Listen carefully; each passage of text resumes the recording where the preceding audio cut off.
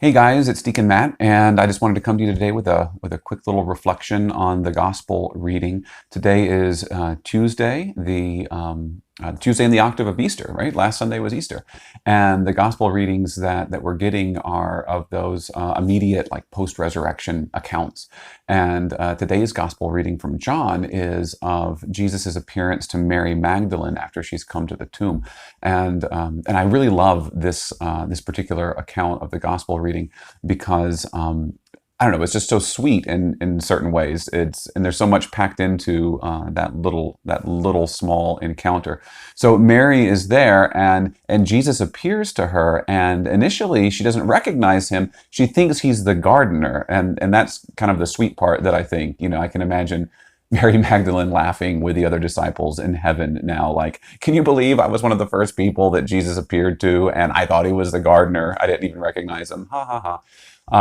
But no, seriously, there's that speaks to us of a little bit about what Jesus' glorified body must have been like, because this isn't the only instance where he appeared after the resurrection, and those he appeared to did not recognize him initially. The other example that springs to mind is the disciples on the road to Emmaus. I mean, he was with them for a very long time, had whole conversations with them, talked to them about the scriptures, and they didn't know who he was until the breaking of the bread. They recognized him in the breaking of the bread, which obviously has Eucharistic connections, that we are to recognize Jesus in the Eucharist. So anyway, that gives some suggestion that Jesus in his glorified body is able to transmute his body somewhat, and he's only recognizable when he wants to be. And it's significant, just like it's significant when the disciples on the road to Emmaus recognize him in the breaking of the bread. When does Mary Magdalene recognize Jesus in this encounter? It's after he calls her by name. He calls her by name, Mary, and that's when she recognizes the Lord. So I think that is significant as well. But then once she does recognize him, she falls at his feet, she gives him homage, and Jesus says something very interesting. He says, do not hold on to me. Do not hold on to me. And that's the part that really I think we can struggle with a little bit. We're like, well, I don't get that. Like he's just risen from the dead, and Mary, who was so distraught, who was there with him all the way through the crucifixion, who was one of the ones who anointed his body, who didn't abandon him, who stayed there with him, and she's coming back now, and she's looking for him in order to finish anointing his body, and she's so distraught, and now he appears to her, and she's so happy and overjoyed, and she's in tears, and the first thing he says is, don't hold on to me. Why would he say that? Well, I think it goes back to something earlier in John's gospel that Jesus tells to his disciples during the Last Supper. He's talking to them about how he must leave and send an advocate and send the Spirit of truth to them. And he says, this is John chapter 14, verse 18. He says, I will not leave you orphans. I will come to you. In a little while, the world will no longer see me, but you will see me, because I live and you will live. On that day, you will realize that I am in my Father, and you are in me, and I in you. So he's prophesying this day when he will leave, and the apostles, his disciples, will no longer see him.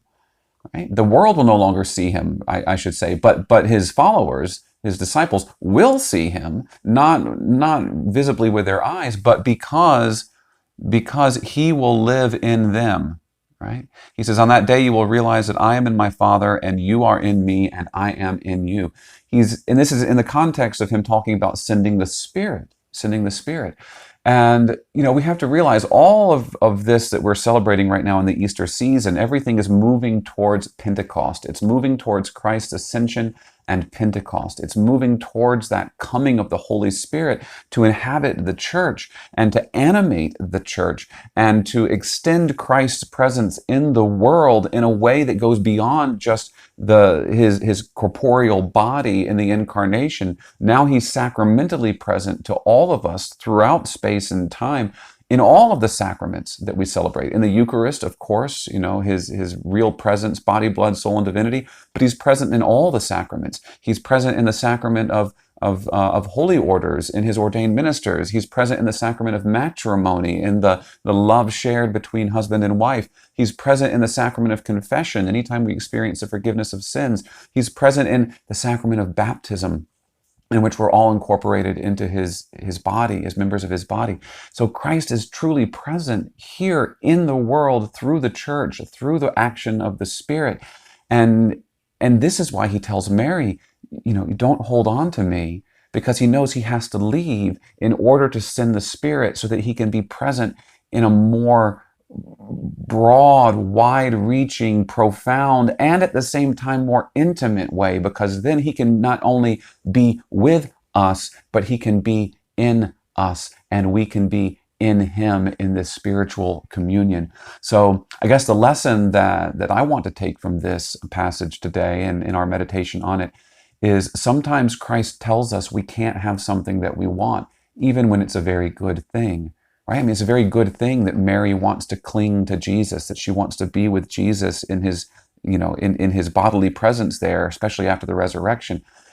So the only reason why Jesus would tell us that we can't have this very good thing that we long for is if he has in mind something even better to give us, as he does in the Holy Spirit, right? So whatever it is that you're longing right now, if you feel like God is telling you, no, you can't have it, or no, not yet, just have faith that what he has in mind to give you is something even better. God bless.